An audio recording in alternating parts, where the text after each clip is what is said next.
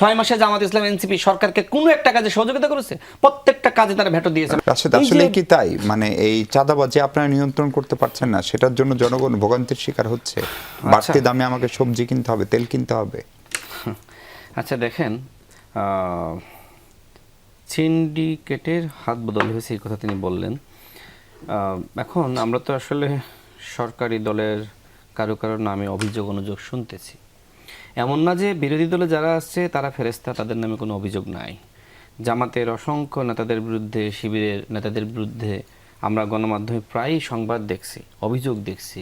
কোনো এমপি তার মেয়ের নামে অনুদান দিচ্ছে, এমনকি আরো অনেক ঘটনা আমরা দেখেছি। সেটা তো দুর্নীতি, কিন্তু সেটার কারণে কি জিনিসপত্রের দাম বাড়বে? আচ্ছা, সেটা উত্তর দিই আমি।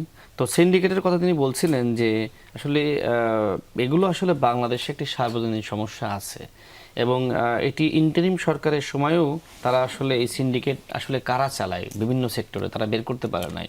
আর বিএনপি সরকার মাত্র 6 মাস দায়িত্ব গ্রহণ করেছে, যেটি আসলে 16 বছর ধরে সৃষ্টি হয়েছিল, সেটি চাইলেই বিএনপি সরকার 6 মাসে ভাঙতে পারবে না। এবং এই সিন্ডিকেট এতটাই শক্তিশালী, এবং এই চাঁদাবাজি সিন্ডিকেট এটা বাংলাদেশের সার্বজনীন সমস্যা। এটা স্বাধীনতার আগেও ছিল, পরেও ছিল, এখনো আছে, হয়তো ভবিষ্যতে কিছুটা কমিয়ে আনা যাবে, কিন্তু এটা আসলে বন্ধ করা খুবই খুবই কঠিন হয়ে যাচ্ছে। দেখেন আমার এলাকায় যদি উনি যে বললেন যে দলিল লেখক সমিতি, আমি ঝিনাইদহ 4 থেকে নির্বাচন করেছি, তাই না? আমি তো এলাকার এমপি নির্বাচিত হতে পারিনি, আর ভাই এমপি নির্বাচিত হতে পেরেছে। ওইখানেও একটা গ্রুপ কিন্তু দলিল লেখক সমিতি গঠন করতে চেয়েছিল, কিন্তু আমি সেটা গঠন করতে হতে দিইনি, এবং আমি প্রশাসনকে বলেছি যে এরকম কোনো কিছু যদি হয় তাহলে তাকে আপনি আইনের আওতায় আনবেন। তো আমার প্রশ্ন হলো যে ভাই যেহেতু একজন এমপি, তিনি যদি আসলে এইগুলো বন্ধ করতে না পারেন, তাহলে তো তাকে আসলে দায়িত্ব থেকে জনগণের খুব বেশি উপকার হচ্ছে না। এটা আপনাকে বলা হয়েছে না, আপনি যেটা বলা হয় না সেটা নিয়ে অন্তত মন্তব্য করেন না, আপনি বন্ধ করতে পারলে তো ধন্যবাদ, এইটুকু আপনি উত্তর দিতে দরকার ভাই। আমি বললাম যে মন্ত্রী পরিষদ যেটা হয়েছে এটার কোনো ভ্যালিডিটি নাই, এটা নিয়ে আপনি বিস্তার আলোচনা করেন। এটা আসলে না, আমি বলছি যে আপনি যেটা বললেন আপনি বন্ধ করতে পারলে উত্তর দেন। এইসব আমি তো বললাম ইতিমধ্যে এটা ব্যবস্থা গ্রহণ করা হয়েছে। আচ্ছা, ব্যবস্থা গ্রহণ করেছেন, ঠিক আছে, বন্ধ করা গেছে কিনা? আচ্ছা, বন্ধ করলে তো ভালো। বন্ধ করলে তার মানে কি? তার মানে দেশে প্রশাসন আপনাকে সহযোগিতা করেছে, করতে হবে, সেটাই তো কথা। তার মানে কি? তার মানে সমস্যাগুলো তো সমাধান হচ্ছে। তার মানে আপনি যেটা বলতেছেন যে সমস্যা ছিল, সেই সমস্যার সমাধান আপনি করতে পেরেছেন, মানে কি প্রশাসন আপনাকে সহযোগিতা করছে। ঠিক একইভাবে সাইবুল ভাইয়ের কথা বললেন, যিনি কারণ বাজারে, জি ওইখানকার এমপি। আমার কথা হলো যে আপনি আয়ুব ভাই যদি সমস্যার সমাধান করতে পারেন, সাইবুল ভাই কেন পারতেছেন না? আমার কথা হলো যে আপনারা জনগণের ভোটে, ঢাকা এটা মেন শহর, না ওইটা গাজীপুর আর এটা ঢাকা।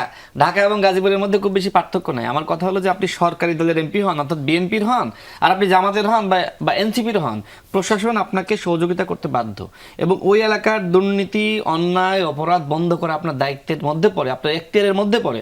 আপনি যদি এটা বন্ধ করতে না পারেন, আমি মনে করি যে এটা আপনারও ব্যর্থতা আছে, আপনার দুর্বলতা আছে। আচ্ছা, আরেকটু যে বিষয় আমি আগে বলতে চেয়েছিলাম, দেখেন মানুষ কিন্তু এখন যে প্রশ্ন তুলতেছে যে এখন কিছু আন্তর্জাতিক সংকট আছে, যেমন আন্তর্জাতিক সংকটের কারণে জ্বালানি তেলের দাম সমন্বয় করতে সরকার বাধ্য হয়েছে অনেক পরে। ভারতে, পাকিস্তানে, অন্যান্য দেশে কিন্তু আগেই বাড়ানো হয়েছিল। 19 দিন পরে রাশেদ, জি 19 দিন পরে, এপ্রিলের 19 থেকে বেড়েছে। না সেটি তো সরকার কিন্তু চেষ্টা করেছিল কিভাবে দাম না বাড়িয়ে অনেকটা ভর্তুকি দিয়ে জনগণ যাতে কষ্ট না পায়। কিন্তু এই যে মধ্যপ্রাচ্যে যে সংকট, এই সংকটের জন্য তো আসলে আমাদের অপোজিশনে যারা আছে তারা বিএনপিকে দায়ী করছে। এই যে টার্মিনালের কথা আপনি বললেন, সেটা যে আসলে পুড়ে গেল, নানানমুখী চক্রান্ত ষড়যন্ত্র থাকতে পারে, সে বিষয়ে আমি আর না বলি। তো সরকারকে আসলে নানানমুখী চক্রান্ত মোকাবেলা করতে হচ্ছে। একদিকে ফ্যাসিবাদের যারা দশররা এখনো পর্যন্ত সবাইকে তো আর নির্মূল করা যায়নি, কোথাও কোথাও তারা রয়েছে, ব্যবসা বাণিজ্য ঠিক মতন তারা চালিয়ে যাচ্ছে। সরকার চাইলেই সবার ব্যবসা বাণিজ্য একদিনে বন্ধ করতে পারে না, যে কারণে সরকার তাদের চ্যালেঞ্জ গ্রহণ করতেছে, বিরোধী দলের চ্যালেঞ্জ গ্রহণ করতেছে। এখন এই জন্য মানুষ, ঠিক আছে, মানুষ কিন্তু সচেতন, যেমন গণ অভ্যুত্থানের একটা পক্ষ সরকারের রয়েছে আর একটা পক্ষ বিরোধী দলে রয়েছে, যে কারণে সরকারের 6 মাসের মূল্যায়নের পাশাপাশি মানুষ এখন বিরোধী দলের 6 মাসের মূল্যায়ন সম্পর্কে জানতে চায় যে 6 মাসে আপনারা সরকারকে ব্যর্থ করতে আন্দোলন করেছেন নাকি সরকারকে রাষ্ট্র পুনর্গঠনে সহযোগিতা করেছে। 6 মাসে জামাত ইসলাম এনসিপি সরকারকে কোনো একটা কাজে সহযোগিতা করেছে? প্রত্যেকটা কাজে তারা ভেটো দিয়েছে, রাষ্ট্রপতি নির্বাচনে সহযোগিতা করেছে। আচ্ছা দেখেন, কর্নেল অলি আহমেদ শুরুতে দেখেন আমার জামাত ইসলাম কি বলেছিল, জামাত ইসলাম বলল যে আমরা রাষ্ট্রপতি নির্বাচনে প্রার্থী দিব না, কিন্তু কর্নেল অলি আহমেদকে জামাতের পক্ষ থেকে প্রস্তাব দেওয়া হয়েছিল আপনি যদি আমাদের জোটে আসেন, আমরা যদি ক্ষমতায় যাই, সেক্ষেত্রে আপনাকে আমরা রাষ্ট্রপতি বানাবো। এখন কর্নেল অলি আহমেদ এক প্রকার জোর করেই জামাতকে নির্বাচনে যেতে বাধ্য করেছে। হান্নান মাসুদের বক্তব্যটা শুনেছেন? হান্নান মাসুদ কি বলেছে যে আমরা রাষ্ট্রপতি নির্বাচনে অংশ নিয়ে আমরা ভুল করেছি। তার মানে কি, এই যে তাদের সমন্বয়হীনতা, আমার কাছে মনে হয় যে রাষ্ট্রপতি নির্বাচনে অংশ নেওয়ার মধ্য দিয়ে সাংবিধানিক প্রক্রিয়ায় জামাত এবং এনসি বা 11 দলীয় জোট বা বিরোধী দল তারা অংশ নিয়েছে। এখন থেকে যদি সংবিধান মেনে সাংবিধানিক প্রক্রিয়ায় এই সরকারকে সহযোগিতা করে, তাহলে এই যে সংকটগুলো দেখতেছেন বিদ্যুৎ বা গ্যাস, এই জাতীয় সংকটগুলো, এগুলো অচিরেই সমাধান করা সম্ভব।